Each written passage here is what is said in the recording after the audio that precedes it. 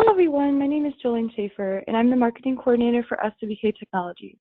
I'd like to welcome you to our webinar, Spend Management Strategies to Recession-Proof Your Business by Stanton Jandrell and Jesse Byam of Fraction. A little housekeeping before we get started. Everyone has been placed on mute to keep the background noise down. However, you can submit any questions you have throughout the webinar.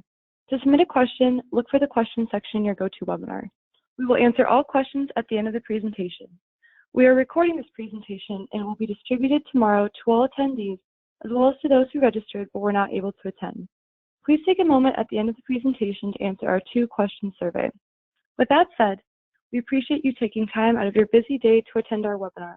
We're here to help you get the most out of your software solutions and help you find an easier way to run your business by providing you software and industry knowledge, tools, and support whenever you need it. We've invited Fraction here today because they are the industry experts on procurement software and spend management optimization. So whether you're here doing research for a new solution or you're just here to learn, we'd like to encourage you to ask any questions throughout the webinar. Lastly, as a quick reminder, SWK is constantly sharing important updates and software tips and tricks on our social media channels.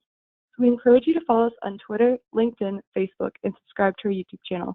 Without further ado, I'll hand it over to Stanton.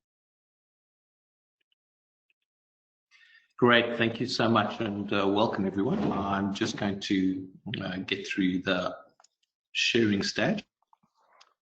Jesse, are you able to see my screen at the moment? Yeah, it looks great. Fantastic. Well, welcome guys, and thank you very much for sharing the time. As mentioned, we today are going to try to share some of the best practices that we've seen with our customers in terms of cost management and spend optimization. And it's probably much more pertinent these days to look at how cost control can help you navigate through the crisis.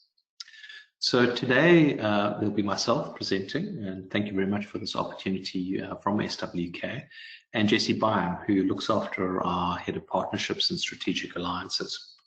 And today we're going to try share with you a number of strategies that we've seen successfully implemented by our customers.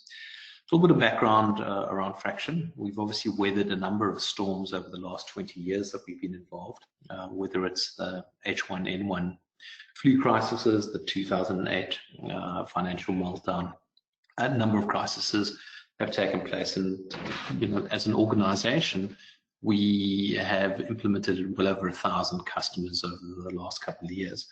It's an area of expertise that we've been able to pick up over these many, many years, and today we intend sharing this with you. So some of you might know us from our previous name, eRequester. The two organizations merged together in 2019 to create the leader in true cloud spend management. And so today we'll talk about our solution, which natively integrates into Sage 100 as well as Acumatica.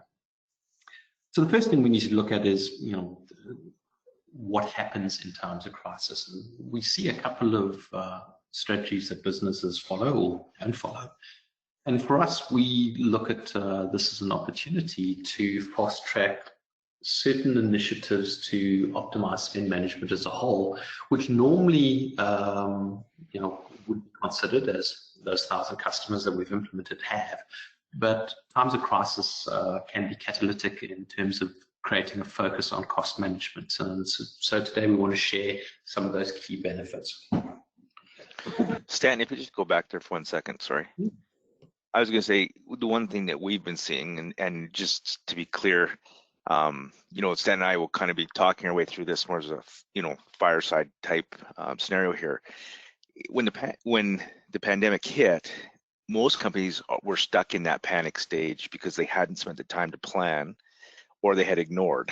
And so a lot of what we're going to be talking today comes from the fact that panic set in instead of sound business practice. And so as Dan's going, you're going to see a very, a spin towards that. But now as companies are coming out of that panic stage, what are they doing and how are they planning to make sure this doesn't happen the same way again? And so I think you're going to see a big spin that way where, and I'm sure many of you the companies that you guys are working with and have seen, the panic was the main driver behind what was happening and the decisions being made instead of, the thoughtful planning and all those pieces. So, keep that in mind as you're going forward. You need to get to that planning phase earlier in the process as you're building out this continuity within your business. Yeah, absolutely, Jesse. And I mean, one of the more interesting challenges that a lot of our the businesses we work with had to face is that the finance department, which is typically quite cohesive in one or two locations, but able to communicate with each other fairly easily, has suddenly migrated to almost 100% remote. So organizations that had 100 employees in one locations almost overnight went to 100 locations. And that makes, you know, the continuity of that financial transaction very, very challenging from a people perspective. So we'll talk quite a lot about how technology can bridge that sort of remote working challenge that a lot of finance departments and teams have had to face. Right, so, you know, the first thing in terms of organizations, and as we talk about recession-proof, it's really around, you know, crisis-proofing your business more than anything else, is how do we know what costs to cut and when? And the thinking here is that when you're not able to control revenue to the extent you previously did, then cost management becomes the only way that organizations can manage profitabilities and in some cases actually survive. The issue, of course, is where do you cut? Now, Fraction over the years has built up great best practices around indirect spend management. And indirect spend management, just by way of definition, is all the purchasing that is not related to inventory and not related to materials procurement. So it's typically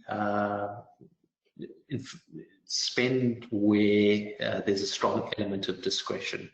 And so what we want to do with solutions is to make sure that, you know, cost avoidance, which is actually not buying the item at that time, rather than sort of slashing the cost of units being purchased or changing suppliers, is practice. And the issue is trying to identify when you can intervene in these transactions. Probably the best way to do this, of course, is through more robust approval and authorization processes. So one of the areas that we recommend is the path to effective cost control is to making sure all those transactions surface, even if they are relatively low value transactions. So approval processes where individuals had authority to spend, let's say, up to $1,000, typically you would want to look to make sure that these spending practices and approval limits are reduced down to 500 or lower amounts, so that more spend is surfaced to more senior management who can make decisions about whether or not spending should take place. And with spend management technologies being able to extract so much data about the intent to spend, one of the areas that we always recommend our clients do is look for savings opportunities. And savings opportunities could be as diverse as a range of suppliers supplying the same commodity groups where there's an opportunity for vendor consolidation. It could be just tighter compliance with budgets. So if we expect revenue to reduce 30%, perhaps we have a reforecasting of general discretionary expenditure being reduced by 40 to 50%, and making sure that all spend takes place within a budget compliance process. Well, what's interesting about that, Stan, if you look at the stat there that Deloitte has just recently put out, where 63% of companies are implementing solutions today aim to reduce costs and increase productivity. If you look at things, one of the things that this crisis or this remote workforce has done is it's shown that there are a tremendous amount of inefficiencies in our processes around purchasing, and allowing us to actually do a lot of that. You know, that oversight is critical, and you can't discover those cost savings until you really know where those costs are coming from and how they're being done, and having that insight into them. And you talked about the analytics, which I think is critical. If you're not analyzing what's coming through from those purchases, how do you possibly know where you can potentially cut those costs? Because what you don't want to do is cut in the areas where that produce the revenue and produce the outcomes that you want.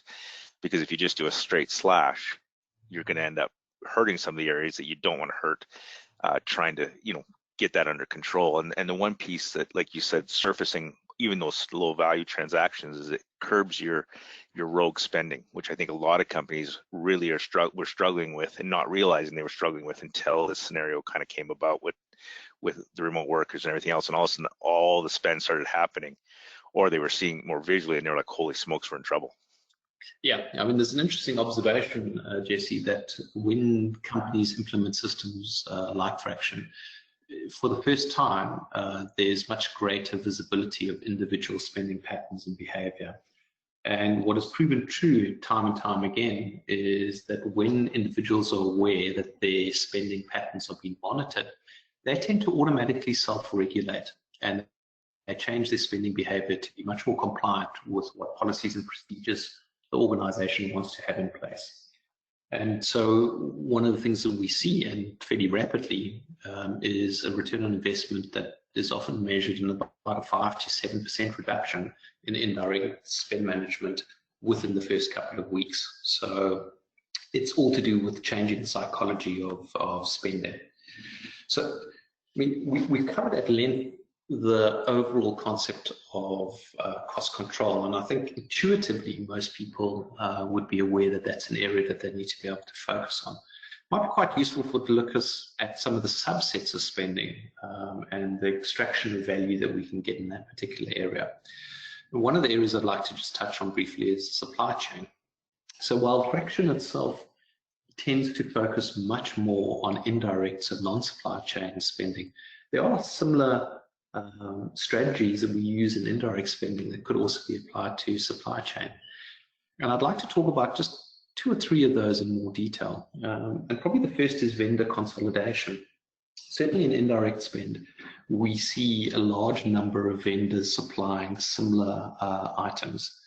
And one of the recommendations we often put through to organizations when they embark on this transformation of their procurement processes is to rather negotiate volume discounts, better purchasing agreements with one supplier, and redirect spending towards that supplier base. And interestingly, we've seen a large number of our customers move to pure online vendors with some great pricing negotiations. I think Amazon has really driven that process. More and more, Amazon is turning out to be the vendor of choice for a lot of indirect spend from our clients. But certainly, that consolidation creates an opportunity for negotiating great savings. And then RFQs. Now, sourcing is traditionally the domain of larger organizations who actually have finance departments. But once you have data around your spending, how many laptops you're buying in a year, how many monitors, how many office desks, sourcing exercises, which can be as simple as RFQs, requests for quotations, when they're initiated, can yield savings in the sort of 20 to 30% level if you're bulking your purchases. So it's certainly an area to focus on if you want fairly significant chunks of savings opportunity identified. And I think you're right, Stanton. You know, a lot of people, when they start thinking RFQ, they think, oh, that's got to be big business. It really doesn't.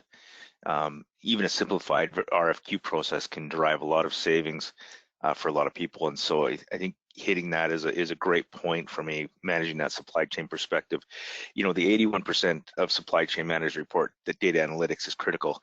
I would say, you know, I'm surprised that's not 100%. And the reason is that the data will drive the decision making. And when you give people the proper data, you can actually have data-driven decisions, because a lot of people still want to work off their gut feel, which works in some respects. But data, having the right data makes the right decisions for you.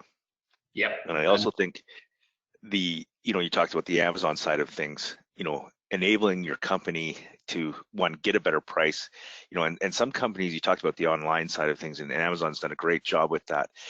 There are a lot of other vendors, you know, like your Staples, who will give you preferred pricing. And if you have a good system that integrates into theirs, you can really automate that process for your staff, and then you immediately get those savings. That ROI, it really drives that ROI very quickly for you. Yep, absolutely. And so what Jesse is referring to is a concept called punch-out, which typically is electronic engagement directly with the vendor's underlying website. So, you know, punch-out, you know, for us often is Staples, Master, Amazon, and allows us to utilize Amazon Business, for instance, as a way of buying, and we navigate directly to Amazon, and instead of buying at the shopping cart level, it punches out back and populates our requisitions. So the data entry process is absolutely fantastic. And you control what people are buying, how they're buying it, and you get your pricing that you wanted. It just simplifies that process. Yeah. Well, the next issue, talking about understanding, spend behavior and spend patterns. Often the only way of doing this effectively is if organizations have a budget. And one of the challenges we've seen is often that the budgeting process is disassociated from the spending process. And what I mean by that is, in a lot of customers, when they come to us looking for solutions to better control spending, one of the more significant challenges is that budgetary visibility only happens at the end of the month.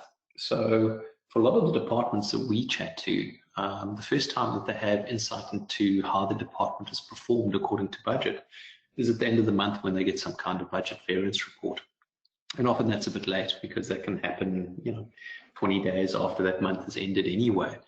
And if there are any changes that need to be affected, they'll only manifest itself, possibly 1 or 2 budget periods later. So one of the key things is to make sure that at the point of decision, when that manager has to say yes or no to incurring that additional cost or buying goods that are actually necessary, is that they need to be able to have access to what the budgetary impact of that spend is. So, for us, we call it point of decision analytics.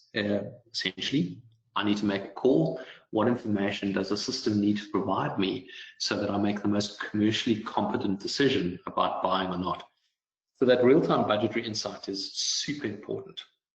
And the ability to change that is also super important. So, for a lot of customers, budgets are generated typically using historical previous spend, escalating it by a certain period. Some of our more innovative customers are going to zero-based budgeting and saying, well, we don't know what trading conditions are going to be. We are forecasting for fairly significant reductions.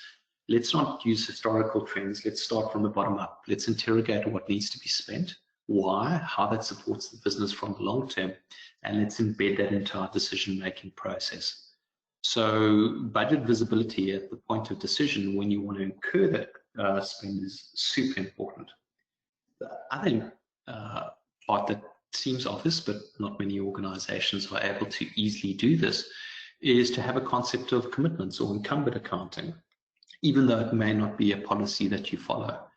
And what I mean by that is that if you have a budget of $1,000 and you paid a vendor $500, you need to be aware that it's not only $500 that's available for spend. You need to understand what requests have been converted into orders and deduct that from the available deposit. You need to know what requests have been approved but not necessarily converted into an order as of yet, and deduct that from the available budget. So visibility of spend in all of its states becomes super important when it comes to budgetary control and the enforcement of that. And I've seen now, sorry. No, go ahead. So I was just going to say, especially in the not-for-profit space, which is where we're focusing today, we're seeing lots. They talk about 62% of people cutting their budget. The interesting stat would be to see now, and I know that Gartner and those guys are working on that, is what was the rate of cut inside of that spend? If you're in some of these, like a YMCA, where you've got facilities that couldn't be occupied, they were cutting those budgets, 80, 90%. I sit on the board for a not-for-profit that runs a facility, and we literally shut the facility down for 3 months and still are down. So the budgetary constraints around that. But the other part of that, I think is critical, and what you're talking about there, Stan, is being able to see where you're at and being proactive versus reactive, especially when people are in crisis mode. So, and I think probably a lot of our customers are on the phone, but I know a lot of our customers were struggling is people just said, we have to make the business run. And so they just spent like crazy with no visibility as to what was happening. And now they're seeing it all come in and they're blowing their budgets to pieces. They can't be proactive in that initial purchasing stage. And so when everything's coming in and they're getting inundated with the invoices to make some of these programs run, and they're, you know, they are tracking towards those programs, because most not-for-profits are tracking those programs.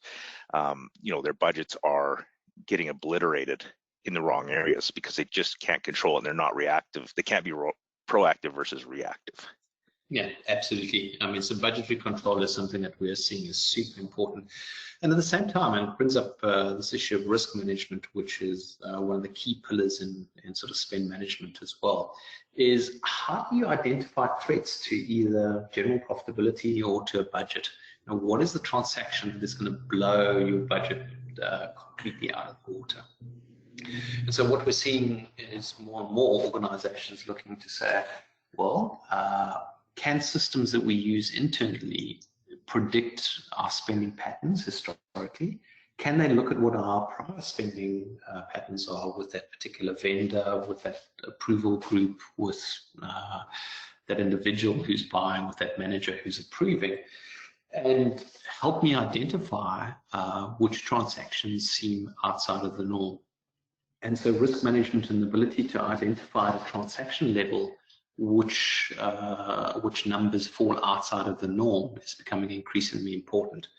And I'm seeing now within our customers, Jesse, a much larger group that are looking at surfacing transactions over a certain value so that they go to independent audit review. And so typically companies are now, you know, even if it is within the approval limits of a particular manager, redirecting transactions for an independent review, so that all high value or all transactions over a certain value are getting an extra set of eyes.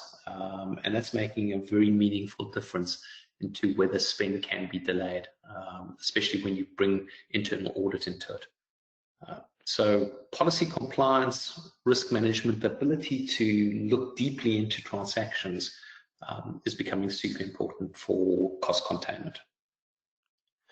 Yeah, and that auditability and that, you know, getting that second set of eyes on everything is making a massive difference for those customers who are doing that and have visibility.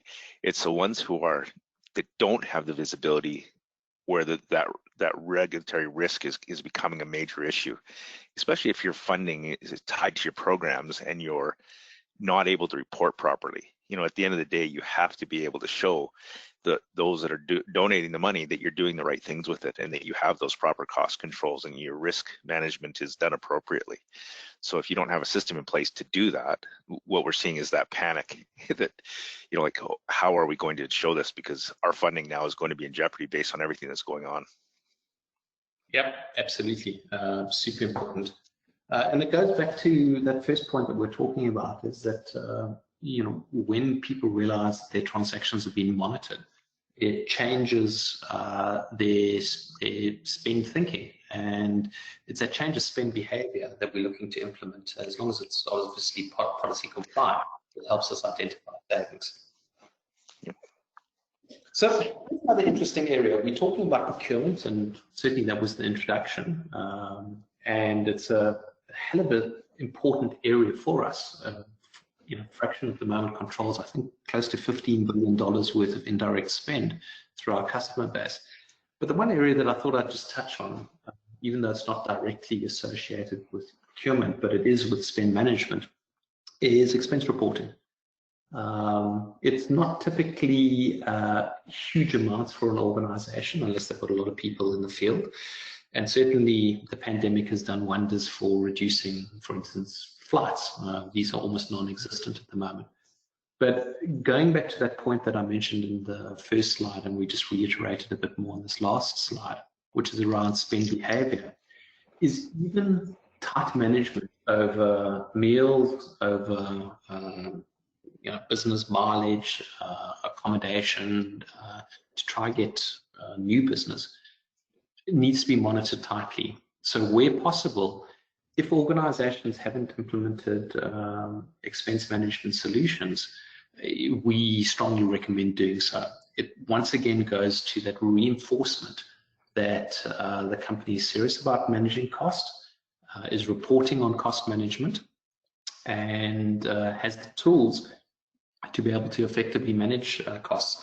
And whether it's, you know, an unusually high meal bill, whether it's a duplicate expense claim for travel, These are the things that we're trying to pick up. Whether it is an organization has a policy that you have to claim within 45 days of incurring the costs. Well, you want the system to be able to monitor whether that receipt was submitted timely or not. So even though it's not directly associated with procurement, we think quick wins in the expense management side support that organizational focus on cost containment. Jesse, I know Yeah, a team of salespeople, so this probably resonates very well with you. it absolutely does, and it's interesting. I think a lot of companies have seen a dramatic reduction in expenses, obviously during this, from a travel perspective, a conference perspective, all these different areas. What they are going to start to see is potentially uptick in e-training, e-web, e-sessions where people are going on to do those type of things. But if you look at the stats there, 35% of companies still use manual-based expense reporting systems. When you have just manual processes, you can't be proactive in that scenario. And two, what are your policies? And I think a scenario like we're in right now, where as we come out, we're able to plan, this is the perfect time for all companies to revisit their expense policies, because this is a great time to do a reset. Nobody's traveling, nobody's going for lunches, you're not seeing these things. And so you get a chance to reset, and then based on what you put in place from a system perspective, to be able to change those spending patterns, those behaviors, and get a grip on things like rogue spending, which may have been occurring, because employees learn how to manage the system and make it work to their advantage. Whereas, and if you don't review those policies once in a while, they can become outdated, or two, they just become non-relevant, or lastly, employees figure out how to get around them. And so this is a great time to reset. And we talked about that, ignore crisis or panic or plan. This is a great time to get into that planning phase of how am I going to do my expenses? What are my policies? Are they in place? Are they enforceable? Are we proactive versus reactive in those processes? Because if you're not, the rogue spending will occur, and it does take a toll over time on the business. And so it's a great opportunity to reset and move forward with those. Being from where I am in, we have a huge oil and gas community here. And the first place that they always have trouble is in those employee expenses. And that's the first place that they go from a cost cutting. But they have great analytics around the pieces where they spend, how they spend, and getting those data-driven decisions into their control processes has been critical for their survival. Yeah, I love what you're saying. I mean, this is an opportunity to reset. And importantly, it telegraphs a strong message to the team when you implement effective expense reporting solutions, that all expenses, all costs are being closely monitored. And the minute you have those programs in place, once again, people start becoming a bit more compliant and managing themselves more effectively. Let's talk a little bit about remote capability. I mean, I think every single person on this webinar today has probably been challenged in some way as they've gone through a more office-bound environment to, in some cases, I look at our organization, we've gone to 100% remote at a fairly early stage. One of the problems about Seattle was that Washington State was where the first virus breakouts took place. And so we moved fairly quickly to work from home. I mean, fortunately, we had invested fairly heavily in advance around work from home, being a technology-enabled companies. But in some cases, our clients were badly hurt. Not being able to congregate in an office, the traditional environment of data entry into on-prem accounting systems, not having effective spend management solutions to submit expenses to approve or authorize electronically was really, really problematic. We don't see this going away. Anecdotally, we hear about more and more organizations pushing stay at home till later in July, in some cases in September. Large organizations are almost giving a free pass to individuals to work from home for even longer periods of time. So I think this remote working, the crisis has been a catalyst for people realizing actually organizations, if they plan properly, can survive this, and it's likely to be ongoing. What are your views, Jesse, in terms of the remote side of things? I don't see it going away. I see it becoming more the norm. No, and I've got a couple of things here that I think are pretty poignant in how people are going to look at them. But what you're seeing is a lot of companies are realizing that there are many jobs that they don't need to have people in the office for, and that as long as there's an effective way to communicate and that there are tools available to staff, they are actually getting more productivity and better results from some of these positions. And so I think what we're going to find is the move to that hybrid environment. And that hybrid environment will include a larger percentage of remote workers. And so, or at least, and then a less requirement on office space, which then reduces costs, et cetera, et cetera.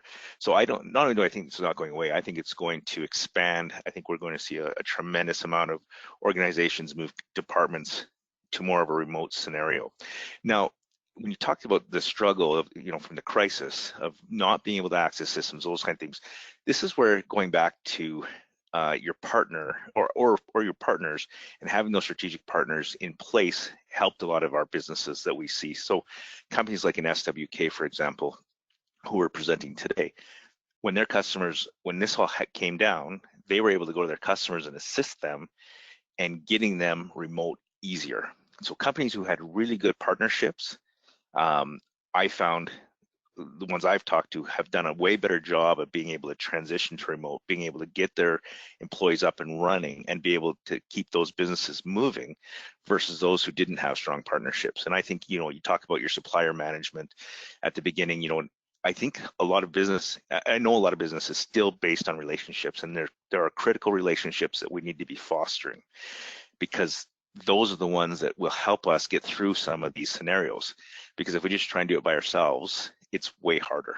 And so choosing good solutions, so having the right software in the right places to make the business more efficient, having the right partners in place to assist you to make sure that those systems are functioning the way they're supposed to, and two, in a time of crisis, are easily, accessible by remote workers all over the place. Really, we saw less disruption to their businesses in places where those partnerships were strong and they had great relationships. IT departments were ready for these type of scenarios and had kind of pre-planned that. And so that is part of that planning process. And so it does come into there. But you need those systems like a spend management in place, policies built, and moving forward those things. And the partners usually can help you get there a lot faster than you can on your own. Yeah, no, I completely agree, Jesse. And one of the things that I've also noticed is, the kind of risk mitigation strategies companies built in an on-prem environment where you had multiple releases for an invoice, where you had some segregation of duty and segregation of risk, where the person, raising the invoice or raising the requisition wasn't the one approving it, and the one proving it wasn't necessarily the one who was receipting or signing off that invoice for payment.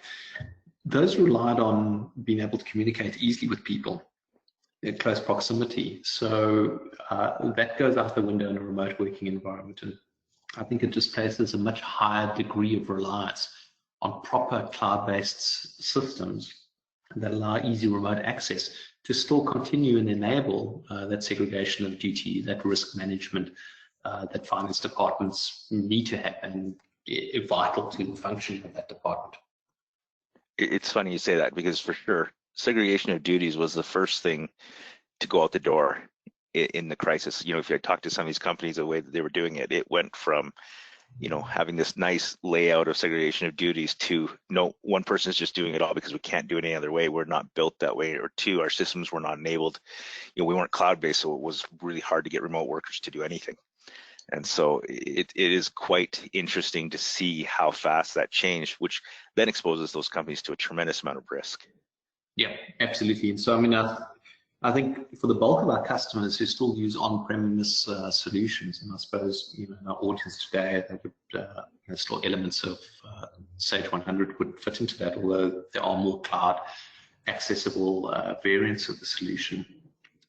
But nevertheless, it has been challenging for some of our clients, and having a solution that bridges on-prem ERP solutions with a cloud-based spend management application makes life a bit easier, so that you still have the ability to connect to your on-prem ERP solution, even though your decision making, your invoice approvals, your purchase order generation might be running in the cloud on top of a spend management solution.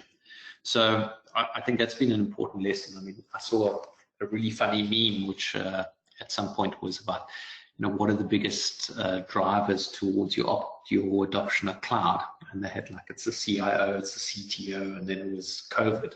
It's like 90% of the rationale behind why we're driving towards the cloud-enabled solutions. So we don't see that changing. We see where companies have invested heavily in on-prem ERP systems, they'll remain for a long time.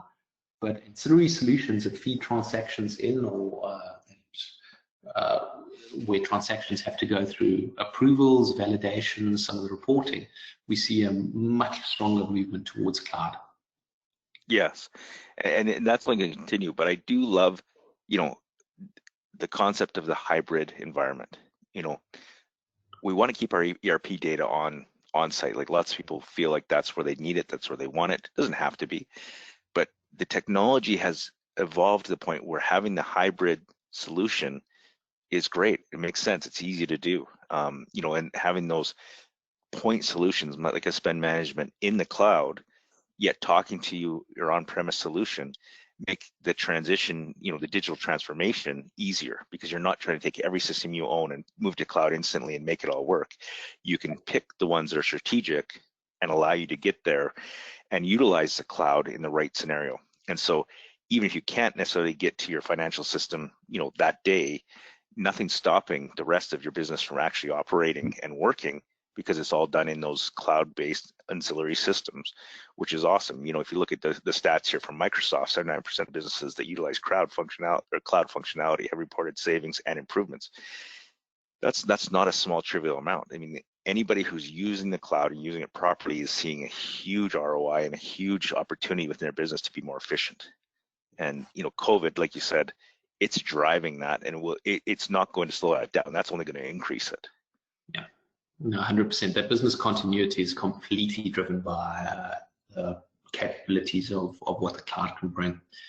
Look, I mean, one of the things that we've had the opportunity to discuss around today has been trying to turn a crisis, which certainly it is, into an opportunity to reset, an opportunity to plan for newer technologies that support ongoing remote work. But I think it's important to look back at what we started. The title of today's presentation was Recession-Proofing Your Business, and it really is to help businesses consider where can we extract savings in the organization, how can we continue to drive business without increasing costs, even though we have a more widely dispersed and remote organization. So useful just going back in terms of those sort of key points that we spoke about today. Spend management is there all about making sure that you can enforce budgets. If you don't have budgets at this time, it's really challenging and problematic for people to make commercially confident decisions. A strong objective is to curb non-essential spend. Liquidity is king in environments like this, and certainly organizations like ourselves, and we're part of a broader community of companies that are owned by a venture capital organization. And the first things that they went to the portfolio companies was to say, guys, in times of crisis, cash is king. Make sure that you have the tools in place to delay unnecessary spend, to be able to make spending decisions with clear visibility around how it's going to impact your budgets. So obviously we eat our own dog food, we do that. But for everyone else, we would strongly recommend that cost management solutions form part of your near-term strategy in terms of identifying savings opportunities and identifying cost control. And then obviously mobility, absolutely key. I think you hit the nail on the head though, clear visibility. And that's the part that people struggle with. They think that, hey, I get my expense reports or I get my things after the fact, so I have visibility. The problem is it's reactive, it's not proactive. And having that proactive, clear visibility is the key to being able to make those decisions. Yeah. Absolutely, and just like focusing on what are those numbers again, when I gave some anecdotal information on savings as a result of purchase consolidation, but we see anything between 5 to 9% overall savings within the first year of implementing effective spend management solutions. So you can do the numbers for yourself, but generally it's a fairly significant and quick return on investment for this kind of technology. I'd like to sort of, before we move on to the Q&A side, just sort of share some of the sentiments from new customers who've implemented our systems. And this is a university that focuses on healthcare initiatives, and fortuitously had just gone live with our system. So they were very acutely aware of what the challenges would have been if they had continued to work on their paper-based system. But for this organization, massive benefit to implementing a solution that allowed them sort of continuity. And these kind of quotes we hear from all of our customers all of the time. And if you're in a particular industry and you're looking for reference customers, please reach out to your SWK team. We can provide you with case studies around companies in your particular space or associated space, the kind of benefits and savings that they've been able to extract out of spend management solutions. So at this point, I think we move into a sort of Q&A. I know that there have been 1 or 2 questions on the chat line that I see have come through. Possibly this is the time for Jessie and I to help respond to any of those questions. Yep. Well, thank you so much. We'll now open it up for questions. If you have any questions, please enter them into the question section of your GoToWebinar. And we'll give that a minute in case any come through. And like you said, Stanton, we do have a few that came through during the presentation. The first is, what kind of savings could I expect? Okay. So we mentioned some sort of high-level savings of between sort of 5 and 9%. And savings are always difficult to measure in an environment like this. And typically, when we look at what these measures are, they are absolute savings. In other words, I bought goods for X% less than I traditionally paid. And the starting point there is you need to know how much you were paying exactly for those goods and services. And often your AP module of your accounting system just isn't that repository to provide you with accurate information. So having a baseline cost for items is absolutely vital, and that's where products like Fraction come into play to give you that baseline. The other, sorry, go ahead. The other savings is, and the biggest one that we see, is cost avoidance.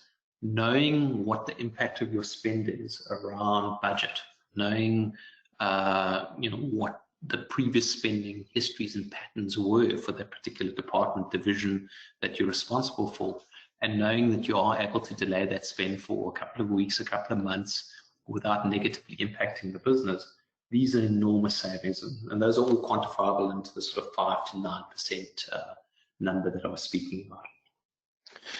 And I think Stanton's making a great point around the supplier management side of things, but there are additional pieces that a spend management solution like ours can provide around employee expense management, those type of pieces where we don't measure them quite the same way as we would from a supplier where we're buying specific pieces. We're looking at all those indirect spends, and so it's very hard to quantify what you can do from a employee spend perspective. But when you start putting in those policies and you can actually enforce them appropriately, there's a tremendous amount of savings that go because your rogue spending drops dramatically. I've seen IT departments put them in because they want to know everything that's coming in. They call it the black IT or the black app scenario, where you have different departments all of a sudden spending on apps that nobody else knows about, and they're somehow sliding through, and so IT is not able to control them, doesn't know they're around. Even by putting in a system like this, they start to all of a sudden bring that back together and get a large economies of scale, because instead of just having each department buy their own piece, they're able to consolidate that IT spend and move it out. And so you're seeing more supplier side, it's a little easier to put a number to, but the rest of that and being proactive with your expenses, your IT management, all those pieces add up to a tremendous savings over time. But it's very hard to quantify because there really isn't a huge baseline in how employees spend depending on what conference they go to, et cetera, et cetera. Yeah, there are some studies, Jesse, in terms of that sort of rogue spending, which some people call maverick spending. And the definition is really buying outside of established supplier relationships. And there, a lot of studies have shown savings in the region of about 20%. So basically, Yes. if you're in your friendly neighborhood, technology provider, you buy a Surface laptop from them as opposed to a partner that you're working with more closely, you'll end up paying a 20% differential. The other big savings that we see, by the way, are really in efficiency gains. I often relate a story about one of our retail customers who's a fairly large customer. So there are some economies of scale just by the sort of size of the organization. This was an 800 store retail organization.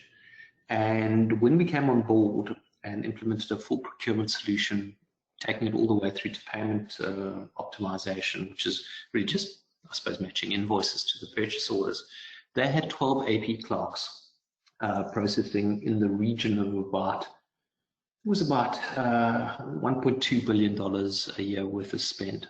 And a year and a half later, that AP clerk count was down to about 5 people, yet the spend under management was closer to the $1.5 billion mark.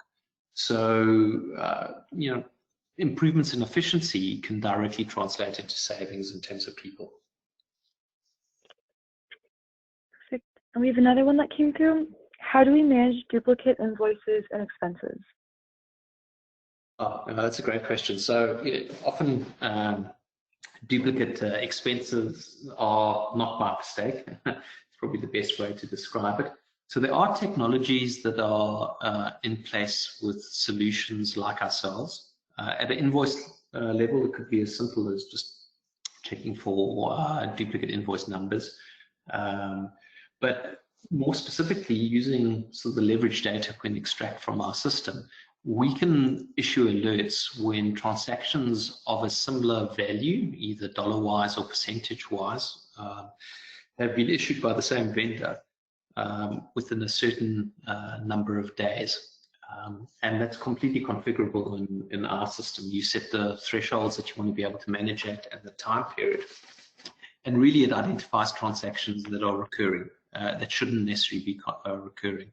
So those are simple mechanisms that can be implemented in the solution to bring to your attention potential duplicates of invoices, even though there might be a variance in the invoice number, and certainly for expense claims, where people may well be submitting the same expense claim twice in different periods.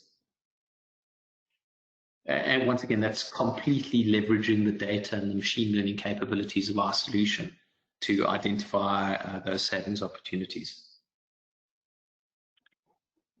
We have another one. Our audit team likes to review random transactions. How can the system help?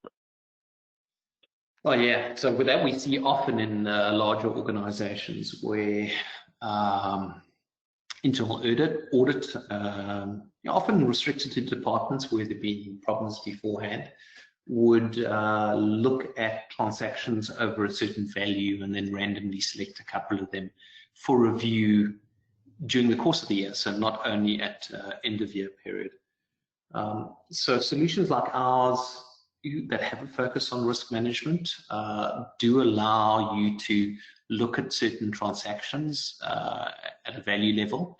And even though they've been fully approved and authorized, we have a concept of an audit viewer, for instance, in our application that allows you to write a transaction that meets those criteria. In other words, it's over $1,000 and it's randomized for additional review. And that provides that level of risk mitigation that a lot of companies are looking for.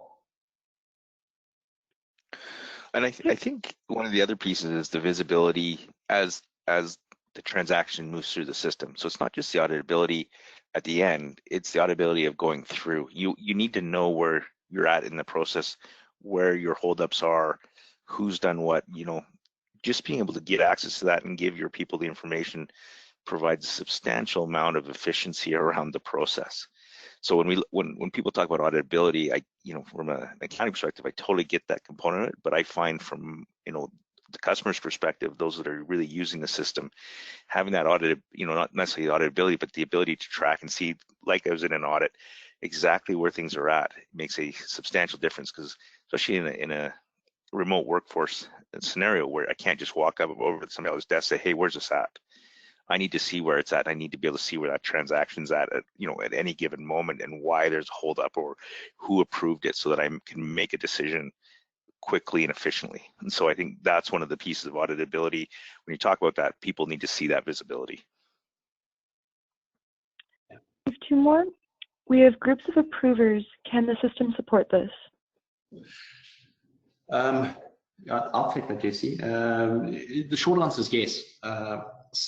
So approval routing and approval engines to support the spend management process are clearly sort of underpinning of solutions like ours. And approval processes do change from customer to customer, and certainly we've tried to create a flexible routing engine to accommodate those rules. One of the more complex approval challenges that we've seen before is where organizations have rules that say at a certain level of seniority, or at a certain level of line management, any one of a number of people can approve or authorize that request. And it only needs to be one of possibly, let's say, 4, and that can be quite complex. So it was one of the problems that we had to solve for, and in the more recent upgrades, probably from about 2 to 3 years ago. We supported this concept of approval levels, where you can accommodate various people, even though they have different approval thresholds, dollar amounts, where they can be on the same level.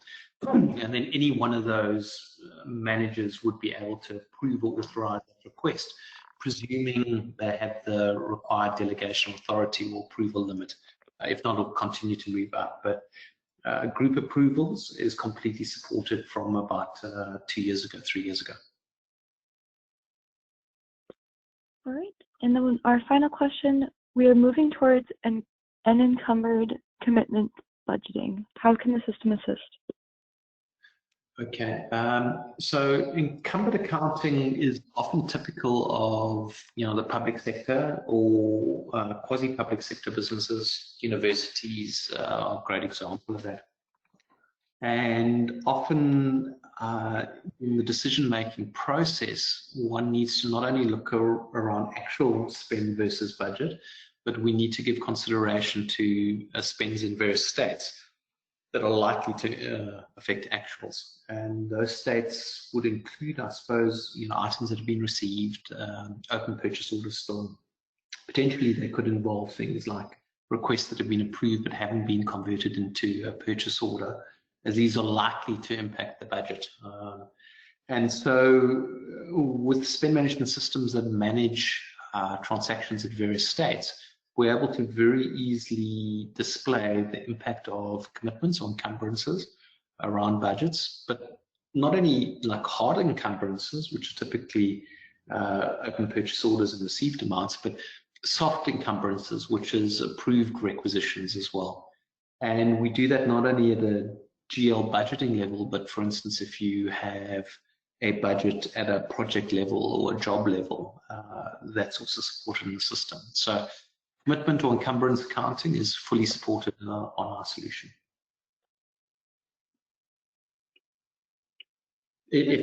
Well, go ahead. Oh no, what I was saying is that there's some interpretation in terms of encumbrances. So I'm happy for any sort of questions that might arise after this presentation, just to be sent through to me. Happy to answer them directly as well. Wonderful. Well, thank you so much, Jesse and Stanton, for your informative presentation and for taking the time to be here today. Absolute pleasure. I mean, from my side to the attendees of the webinar, thank you very much for your time. I hope it's been a useful learning experience. We'll ship a copy of the presentation through to you guys so we can recap on what's been discussed today. And as we said before, and I think Jesse amplified this message, working with a partner like SWK allows you to tap into a vast repository of insight and domain experience across various areas, including spend management. And we're there to assist and help, and even so far as if you're in certain industry types that are being negatively impacted by this pandemic, and you're looking for a spend management solution, but you want to start now, but financially only in a position to start paying later, that's something that we work with in conjunction with SWK as well. So we're there to assist, and if we are able to help, we'll gladly do so. Thank you. Thank you so much. Have a wonderful rest of your day. Thank you very much. Thank you so much.